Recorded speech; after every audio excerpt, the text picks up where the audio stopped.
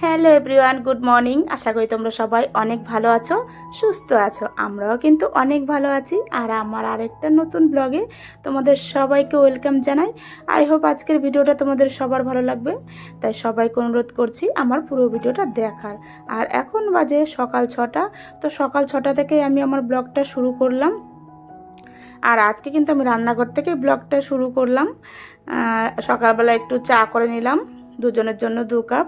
কারণ আজকে অনেক সকাল সকালে আমরা সবাই ঘুম থেকে উঠে গেছি, তোমার দাদা ভাই, সোনামা সবাই উঠে গেছি। কারণ এতটা গরম পড়েছে না, আর ঘুমোতে ভালো লাগছে। মানে গরমের দিন মানেই কিন্তু আমরা সবাই ভোরবেলায় উঠে যাই। আর এখন একটু কাজের চাপও বেশি, কারণ আমাদের জলের দোকানে গরমের দিনে একটু চাপ বেশি থাকে। কারণ সকাল সকাল সবাই জল নিতে চলে আসে, সমস্ত পাইকাররা। কারণ সকাল সকাল সবাই জল দিয়ে ফ্রি হয়ে যায়। কারণ দুপুরবেলা এতটাই রোদ্দুর ওঠে, তখন কিন্তু কেউ বাইরে বেরোতে পারে না, আর কোনো কাজকর্মও করতে পারে না। তাই সবাই কিন্তু সকাল সকাল একটু কাজটা শেষ করার চেষ্টা করে। তো তার জন্যই এই কদিন একটু মানে গরমের এই কদিন সকাল সকালই ঘুম থেকে ওঠা হবে। আর আমরা সবাই উঠে গেছি বলে সোনামাও ঘুম থেকে উঠে গেছে। আর সোনামা স্কুলে যাবে এতদিন পরে আজকে, কারণ এই কদিন ওকে স্কুলে পাঠাতে পারিনি, এতটাই জ্বর হয়েছিল। সোনামার জ্বর, বমি, শরীর খারাপ ছিল, তাই স্কুলে পাঠাতে পারিনি। আজকে প্রায় 1 সপ্তাহ পর সোনামা স্কুলে যাবে। তাই আমিও একটু তাড়াহুড়োর মধ্যে সমস্ত কাজকর্ম করে নিচ্ছি, কারণ 9টা সাড়ে 9টার মধ্যে আমাকে সমস্ত কাজকর্ম শেষ করে স্নান পুজো করতে হবে, তারপর সোনামাকে আবার স্কুলে নিয়ে যেতে হবে।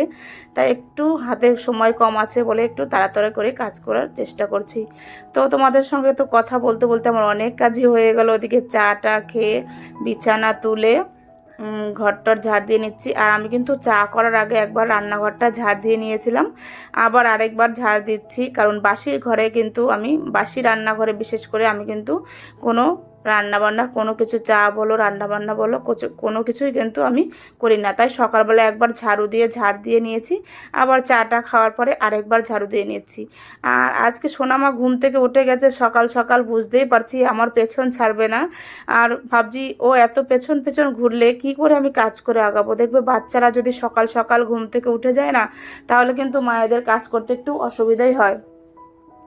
কারণ পেছন পেছন ঘুরবে আর একটু বাধা বাধা লাগে কেমন, যদি পেছন পেছন বাচ্চারা ঘোরে।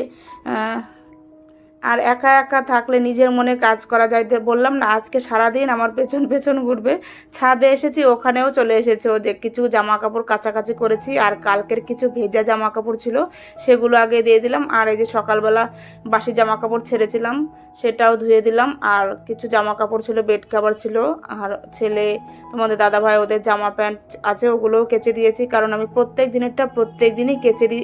আর আগেও বলেছি আমি তোমাদের, কারণ আমি জামা কাপড় জমিয়ে জমিয়ে রাখতে আমার একদম ভালো লাগে না। আমি প্রত্যেক দিনেরটা প্রত্যেক দিনই কেচে দিই, তাহলে দেখবো অনেক অসুবিধা হয় না। আর একদিনে কাছাকাছির অতটা ঝামেলাও থাকে না। প্রত্যেক দিন যদি এইরকমভাবে একটা দুটো করে কাছাকাছি করে নিই, তাহলে কিন্তু একদিনে অত কাছাকাছি ঝামেলা থাকে না। আর জামা কাপড়ও দেখবে পরিষ্কার থাকে, সেটা বেড কাভার বলো বা গায়ে দেওয়ার জামা কাপড় বলো, আমি প্রত্যেক দিনেরটা প্রত্যেক দিনই কেচে দিই। এখন প্রায় সকাল 7টা বাজে। তো তোমরা রোদ্দুর দেখে বুঝতেই পারছো কতটা রোদ উঠেছে। তাহলে দুপুরবেলা কতটা রোদ্দুর দেবে। মানে এবছর যেমন ঠান্ডা দিয়েছে তেমন কিন্তু গরমও পড়বে। সবাই দেখো, যেমন শীত পড়েছে কনকনে শীত, এবার কিন্তু তেমন গরমও দেবে। তো ছাদে জামা কাপড়গুলো দিয়ে এসে সকালবেলা ব্রেকফাস্টটা করে নিচ্ছি। মানে আজকে ওটস করব, এটা মশলা ওটস রেডি পুরো, শুধু জলের মধ্যে দিয়ে একটু ফুটিয়ে নিলে হয়ে যায়। এটা ম্যাগির মতো, খেতেও যেমন ম্যাগির মতো, আর করতেও হয়, মানে রান্নাটাও করতে হয় ম্যাগির মতো। তো এদিকে দেখো ওটস আর একটা ডিম সেদ্ধ দিয়ে তোমাদের দাদাভাইকে সকালবেলার ব্রেকফাস্টটা দিয়ে দিলাম। আর ছেলেরও খাওয়া হয়ে গেছে, সোনাম্মাকে খাইয়ে দিয়েছি। আর আমিও একটু পরেই খেয়ে নেবো। ভাবছি ঘরটা মুছে নিই, সকালবেলা বাসি ঘর বললাম না, তাড়াতাড়ি করছি সোনামাকে স্কুলে নিয়ে যাব। তো সোনামাকে খাওয়ানো দাওয়ানো হয়ে গেছে, অতটা ঝামেলা আর নেই। কারণ ওর যেটা সব থেকে বড় কষ্টের কাজ হচ্ছে সোনামাকে খাওয়ানো, তো সেটা আমি আগে কমপ্লিট করে নিয়েছি। আর এখন স্নান করে তারপরে স্কুলে নিয়ে যাব। আগে স্নান করার আগে ওকে খাইয়ে দিলাম, কারণ অনেকটা আগেই খাইয়ে দিয়েছি স্নান করানো, তারপরে স্নান করাবো ভাবছি। নাহলে ড্রেস পরে খেতে গেলে ও অনেক সময় বমি করে দেয় আর ড্রেসের মধ্যে লেগে জেগে যায়। তো আজকে হাতে একটু সময় আছে, তাই ভাবলাম ওকে আগে খাইয়ে দিই। সকালবেলা সবার খাওয়া হয়ে গেছে, ওকে না খাওয়ালে কেমন লাগে বলো? আমরা সবাই খাচ্ছি আর সোনামাকে খাওয়াবো না, কেমন লাগে না বলো? ওদের জন্যই তো আমাদের সমস্ত কাজকর্ম, রান্নাবান্না। যদি বাচ্চাদের আগে না দিই তাহলে কেমন লাগে বলো? মা হয়ে সেটা পারা যায় কখনো? তো ওকে খাওয়ানো হয়ে গেছে, সবার খাওয়া হয়ে গেছে, শুধু আমারই বাকি। আমি ভাবছি পরে খেয়ে নেবো, আগে স্নান করে পুজো দিয়ে নিই, সোনামাকে স্কুলে পাঠাবো, তারপর আমি খাবো। তো এদিকে আমার ঘর দোয়ারও মোছা হয়ে গেল, তারপর স্নান করে পুজো দিতেও চলে এলাম আমি ঠাকুর ঘরে। আর সকালবেলা যদি পুজোটা হয়ে যায় না, সত্যি আমার যে মন থেকে কি শান্তি পায়। আর ঘরটাও কিন্তু খুব ভালো লাগে, মানে শুদ্ধ লাগে। যে সকালবেলা যদি ঘরের মধ্যে একটা সুন্দর ধূপকাঠি ধরিয়ে রাখা যায় না, সুন্দর গন্ধওয়ালা, তাহলে দেখবে মনটাই যেন একদম ফ্রেশ হয়ে যায়। তো যাই হোক, সোনামাকে স্কুলে দিয়ে এসে তারপরে ডিম সেদ্ধ বসাবো, কারণ আজকে ডিম রান্না করব, ডিমের ঝোল, ডাল আর আলু ভাতে দেবো।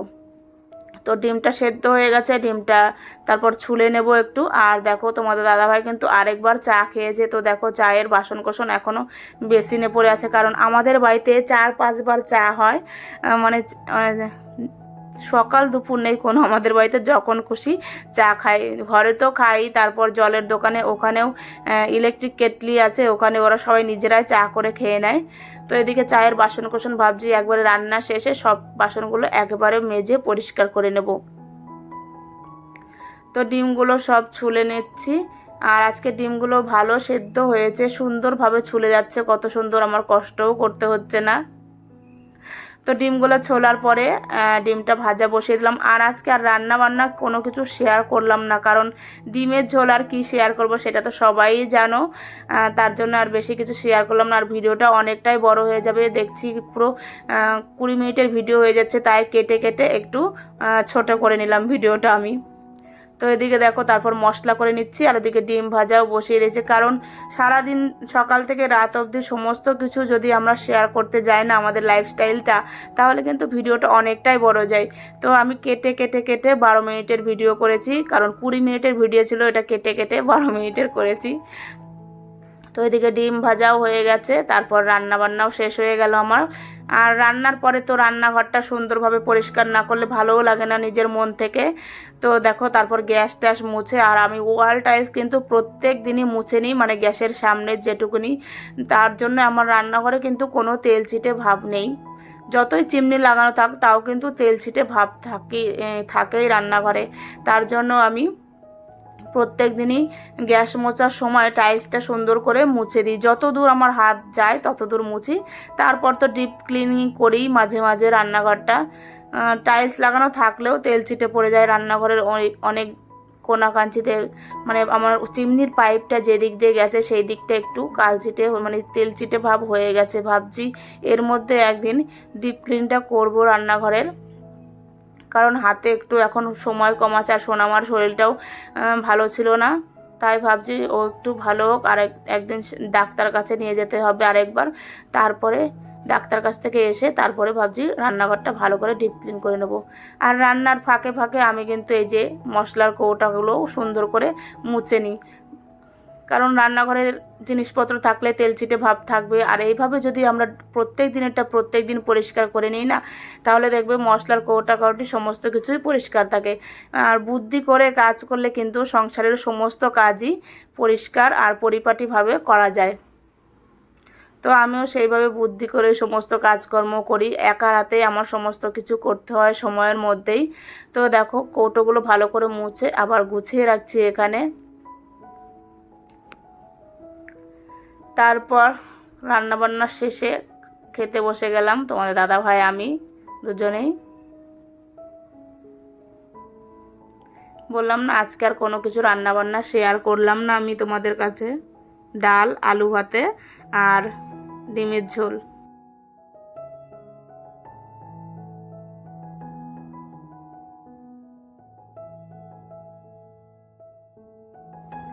আর খাওয়া দাওয়া শেষে তারপর সোনামার জন্য একটু লেবুর রস করে নিচ্ছি। আর ওর জ্বর হওয়ার পর থেকে মানে কোনো কিছু খেতেই চাইছে না, ভাত তো 2-3 গ্রাস মুখে নিলে বমি করে দিচ্ছে, মানে খেতেই চাইছে না কোনো কিছু। ভাবছি আরেকদিন যাব ডাক্তার কাছে দেখিয়ে নিয়ে আসবো। এমনিতেও ভিটামিনের ফাইল চলছে, তবুও খেতেই চায় না, আর এর জন্য শরীরটা বাড়ে না, মানে খাওয়া আর ঘুমটা একদমই কম। সোনামায়ের বয়স আন্দাজের ওয়েট অনেকটাই কম, একদম রোগা। জানি বড় হলে ঠিক হয়ে যাবে, কারণ আমার ছেলেও ছোটোবেলায় এমনই ছিল, একদম রোগা পাতলা, ওয়েট কম। তো সবাই ভাবে হয়তো ওর হয়তো কোনো যত্ন নেই না, আমি ঠিক টাইম মতো খাওয়াই না, কিন্তু সেটা না, আমি ঠিক টাইম মতো খাওয়াই, তারপরে যত্নও নেই, কিন্তু শরীর না বাড়লে কি করব বলো, ওর হয়তো কোনো খাবার দাবার গায়েই লাগে না। তো দেখো সোনামাকে লেবু রসটা দিয়ে দিলাম, তারপর সন্ধেবেলা একটু সন্ধে দিয়ে নিলাম।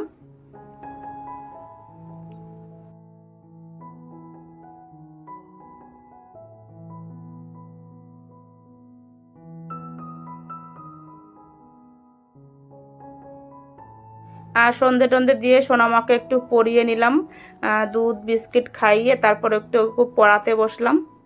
তো আজকের ভিডিওটা যদি আমার ভালো লাগে তাহলে কিন্তু তোমরা অবশ্যই একটা লাইক কমেন্ট করে দিও। আর নতুন বন্ধুরা তোমরা যারা এখন আমার চ্যানেলটি সাবস্ক্রাইব করোনি অবশ্যই সাবস্ক্রাইব করে দিয়ে আমার পাশে থেকো। তো আজকের মতো ভিডিওটা এখানেই শেষ করছি। রাতের ডিনার দিয়ে আজকে এনেছে চিকেন তন্দুরি আর রুটি, আজকে আর বাড়িতে কোনো কিছু করিনি, বাইরে থেকে কিনে এনেছিল। তো আজকের ভিডিওটা এখানেই শেষ করছি, আবার দেখা হবে নতুন কোনো ভিডিও নিয়ে। তো তোমরা সবাই ভালো থেকো, সুস্থ থেকো, টাটা, গুড নাইট।